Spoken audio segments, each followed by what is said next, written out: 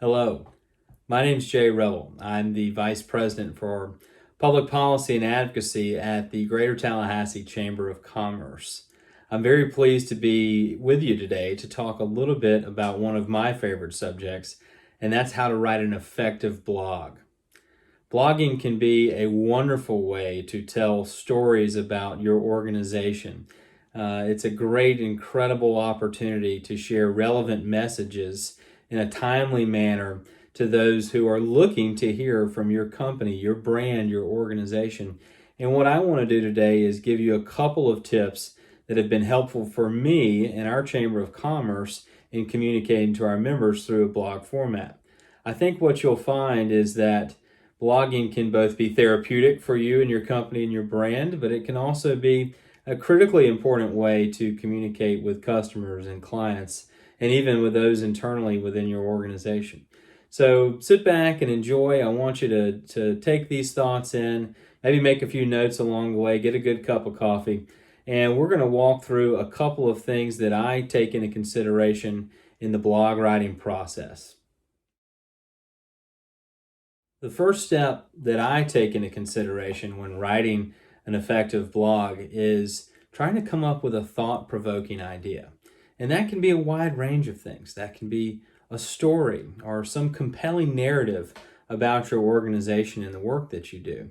It can really be anything that is of interest to you, because odds are that if it's interesting to you as the author, it probably will be interesting and relevant to those who you communicate with on a regular basis. Anywho, I think that a really good, compelling blog is something that speaks to the truth of what you do, that speaks to who you are, what your brand stands for. And if you can do those things, if you can come up with something that just happens through the everyday existence of your organization, odds are you're going to be able to find some pretty good, compelling things that you can write about. And again, one of the things that I would tell you to think of when you're trying to come up with the subject matter for your blog post is that don't feel like you have to create some story. Just document what's right in front of you. Every day your organization is doing things that are interesting to those who are dependent on your organization. People who are customers of your company, people who are clients of your services. They're already interested in what you do. So the trick is finding the things that are the most interesting within your everyday experience within the organization that you can bring out to the reader, that you can shine a little light on and paint some perspective for why it is that you do what you do.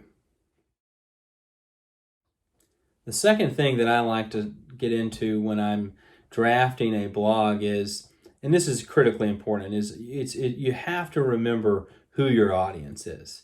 It's always important to sit down when you put pen to paper or put your fingers on the keyboard. You have to be always considering who it is that you're trying to tell the story for, who it is that you're trying to communicate with. You have to be thinking about where you're going to be posting this blog. Is this going to be on your website? Is this going to be a direct post to social media? Is it going to be a LinkedIn article? Blogging is a very big word that contains a lot of multitudes. It can be a lot of different things. Maybe it's a video blog. That's okay too.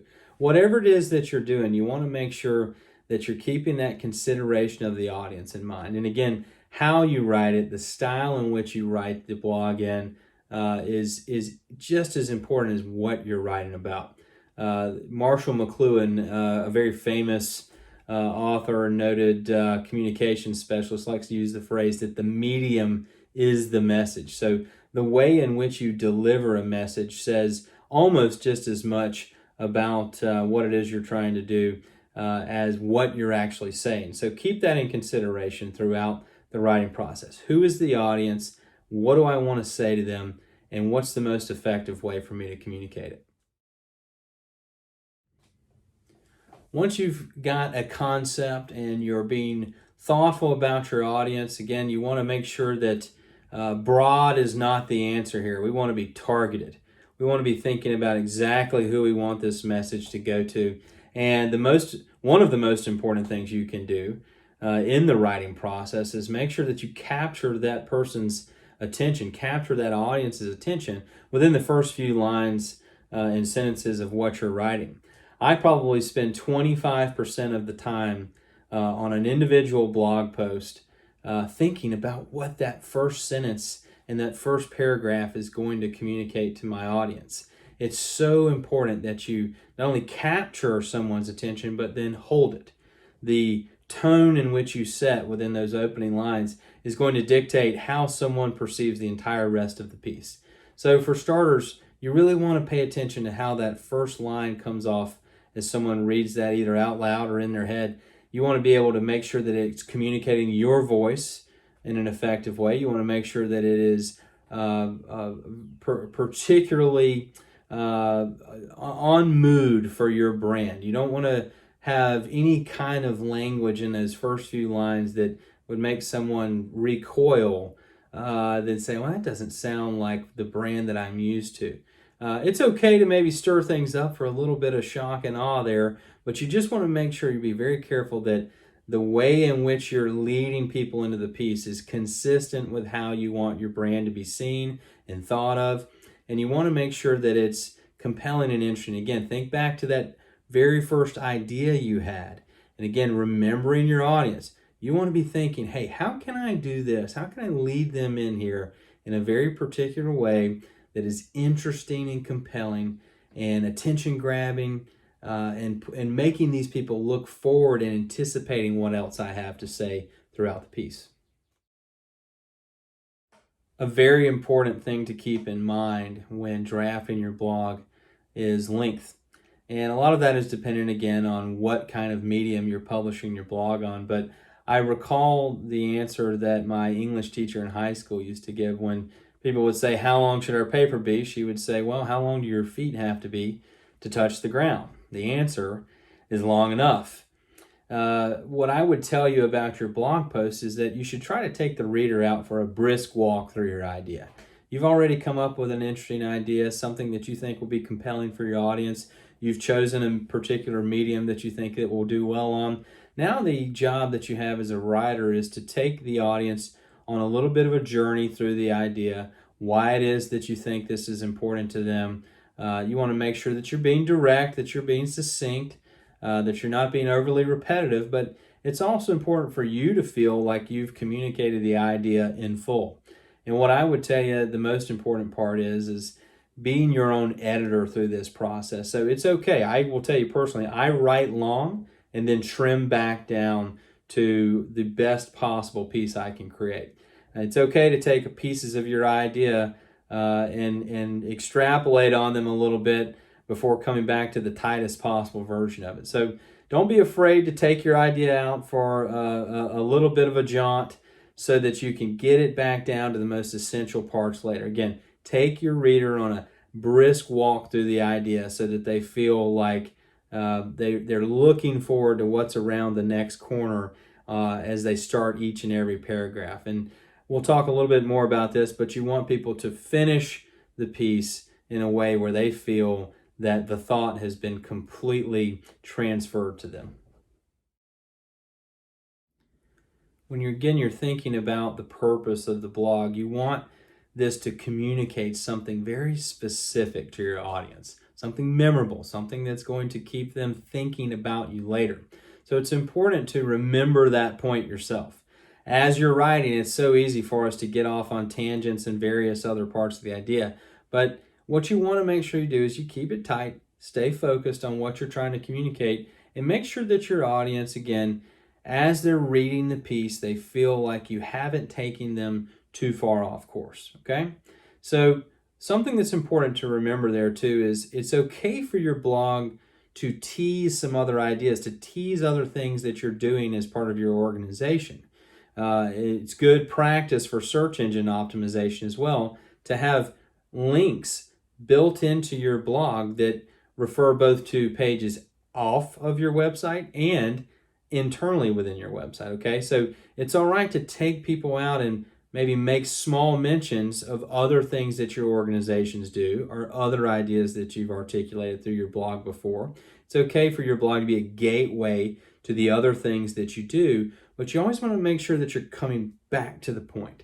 Come back to the point as much as you possibly can so that readers, again, are reminded as to why you've asked for their attention for this period of time. I've always been a fan of the concept when communicating that you tell the reader what you're going to tell them, you tell them, and then you tell them what you just told them. And if you can keep that in mind while you're writing your blog, I think you'll find that people will have a little bit higher retention rate for the idea that you're trying to communicate. Something that's incredibly important for your blog development process is, again, considering what you want the headline to be.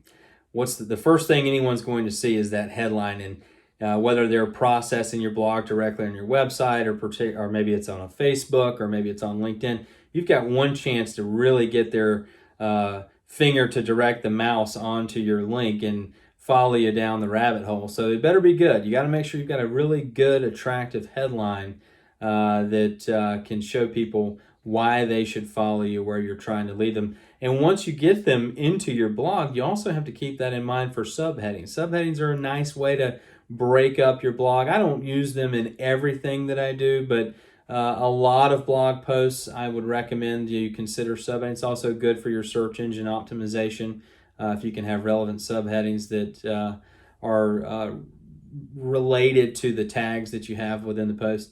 But again, it's a good, clean way for people to understand exactly what it is you're trying to communicate and have those memorable takeaways. If you've got a post that's maybe the 5 key points to whatever it is we do best at our organization, you want to make sure those subheadings that happen underneath there are also particularly relevant to that, so that the reader can sort of get the Cliff Notes version of what you're trying to communicate and know maybe later if they want to come back to it and find a particular passage. That makes that easy for them as well. One thing I would tell you to consider in that too is if you're just new to blogging, or maybe you don't think you're a great writer yet, it's okay to start with a bullet list, okay, that can turn into your subheading later. And those bullet lists can be those things you do well or things you want to communicate in the post. And just try to fill out a little bit of detail after each bullet. And the next thing you know, you'll have a fairly formulated blog post ready to go there. So that's a consideration for some of you maybe who are new to the concept of blogging about your organization too. But keep in mind, heading, subheading, very important aspect of blog writing. You want to be sure that when you're writing your blog that you're able to bring it in for a very strong landing. You want to finish with a little bit of punch. You want to maybe give the reader some sort of revelation that shows them they've come full circle back to the key point of the idea. As I mentioned earlier, it's good to try to take your reader out for that brisk walk through your idea process as you're writing out a blog. And what you really want to have at the end of the piece is the payoff. You want that reader who has stuck with you all the way through, paragraph by paragraph, compelled by what you're writing because it's relevant and timely to them. You want them to get to the point when they read the very last line of the piece and they go, wow, that was really great. I really appreciated the fact that I read all the way through this. I appreciate that someone took the time to write it, and I appreciate the information that I garnered from reading it. That's why you write these blogs. You want people to get to that. Now, keep in mind, not every reader is going to make it all the way to the end. And earlier I talked about remembering your audience. Something that's really key here too, okay? Not every reader is going to make it all the way to the end to get to that delivery point. But those who do, you want them to feel like that payoff was well beyond the worth of their time for coming here and reading this piece. Blog posts, there's a lot of misconception out there. These aren't written for the masses. They're written for a very specific, small part of even your larger audience, okay? If you get one customer, one client, one person who makes it all the way through to the end of your blog and feels compelled to then pick up the phone and call you or send you an email or request more information about your business, then the whole thing was worth it, okay? And what's important to remember in this process, and this is something I try to remember each and every time, is that those who are willing to go all the way, they're your minimal viable audience. Those are the ones that you're doing the work for. Those are the ones who you're putting in the effort for in this blog to really get all the way through. And again, if you're doing it right, and you're being specific, and you're making sure you've got a really crisp, interesting idea, that person that gets all the way to the end and finds that payoff, they're going to be a customer or client or good friend for life. I want you to keep in mind that as you're starting to blog, many of you maybe are doing this for the very first time, do not feel like you have to be perfect. It's okay to try things. It's okay to put things out in the world. We have, as humans, shorter attention spans than ever before, okay? That's one of the reasons that you need to be blogging, is so that you can try to capture people's attention. But the thing to remember is that you don't have to be perfect. It's going to take you a while to get it exactly the way you want it. And a blog is an opportunity to, again, take ideas out for a walk, figure out how you can best communicate your brand, and find a unique way to give people a reason to come back and find an appreciation for the messages you want to convey. Something that you should also consider: what are you going to name your blog? At the Chamber of Commerce, we call our blog 300 East Park Avenue. That's because that's the address for our building. What a simple idea, right? But it has a little bit more depth than that. We want to give people through our blog the opportunity to come into our day-to-day operations. We want them to be invited into our building, into who we are as an organization, and really get a up-close and personal understanding of what it is that we're doing and why we are doing it. So as you're developing your blog, think about giving it a bigger identity, and that'll help you as a way to sort through whether or not an idea that you have is the right idea to be explored on your blog. Think about your brand, think about your organization, think about what you want to communicate, and try to find a name and a purpose for the blog so that you're not taking people too far off course here. Again, we want to be able to deliver relevant, timely, anticipated messages here that people are looking forward to from your organization. And if you're doing it right, you'll be able to find a very nice piece of ground that you can claim as your own for your blog. It can be purposeful and direct, and something that people really come to appreciate from your company, organization, or brand. When you're trying to come up with ideas for your blog, a great way to do it is to carry around either a notebook, or perhaps you like Google Docs or something similar on your phone, but you should always be taking down notes in meetings and conversations. Maybe you're out to lunch, maybe you're having the opportunity to visit a client. Everywhere you go, there is the opportunity for a blog idea to be present. So you never know where that's going to come from. You never know where that inspiration is going to arise. So I would encourage you to always be taking down small notes so that when it comes time to write your blog, you feel like you've got a trove of potential ideas that you can further develop. I'm a big fan of the concept of regularly scheduled programming. What I mean is that you ought to be able to develop your blog in a sense that you're delivering it at a certain time and place where people know where to look for it. At the Chamber of Commerce, we produce our blog, 300 East Park Avenue, every Friday morning at 7 a.m. It's the first thing we want people to see in their inbox on the last day of the week. We think that it's a good way for our members to find some reflection time at the end of the week, maybe to think about how their organization is utilizing the services that we provide at the Chamber. So that's not going to be the right time for everyone, but I would encourage you to not just post blogs whenever. I think you ought to try to be targeted in your approach, be purposeful in your delivery, and make sure that people have an opportunity to set their watch by when you're creating the content that they're looking for. Having a routine blog is not always easy to do. We all get crunched for time, but I would encourage you to make sure that you're delivering that blog on a regular schedule so that you feel some internal pressure to deliver it on a regular basis. I think it's absolutely important that if you're going to blog, that you set out with the ambition to be able to deliver it on a certain frequency. I think it's incredibly important for your audience to develop that audience over time, that they know that they can find your ideas and your concepts at a date and certain.